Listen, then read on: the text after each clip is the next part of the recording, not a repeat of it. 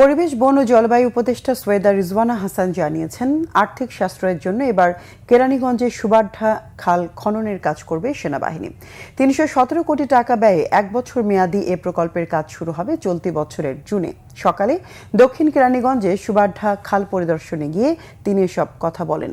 পরিবেশ ও জলবায়ু উপদেষ্টা বলেন, অনেক জায়গায় খালের অস্তিত্ব বিলীন হয়ে গেছে, বর্জ্যের স্তূপ তৈরি হয়েছে, ফলে খালকে পুনরুদ্ধার করা একটি বড় চ্যালেঞ্জ।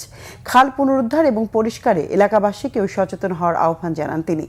ঢাকার জলাবদ্ধতা নিয়ে এক প্রশ্নের জবাবে উপদেষ্টা বলেন, বর্ষা মৌসুমে ঢাকা শহরে জলাবদ্ধতা নিরসনে এরই মধ্যে ড্রেনেজ ব্যবস্থা নিয়ে কাজ শুরু করেছে ২ সিটি কর্পোরেশন।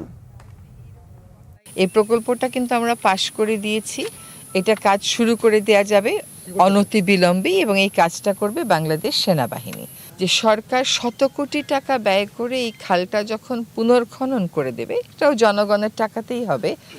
জনগণ যেন তারপরে এখন যেভাবে এটাকে নোংরা করা হয়েছে সেটা আমরা না করি এবং আমরা ওয়ার্ড ভিত্তিক, মহল্লা ভিত্তিক খালটাকে দেখাশোনা করার জন্য জনগণের একটা মনিটরিং মেকানিজম তৈরি করে ফেলি।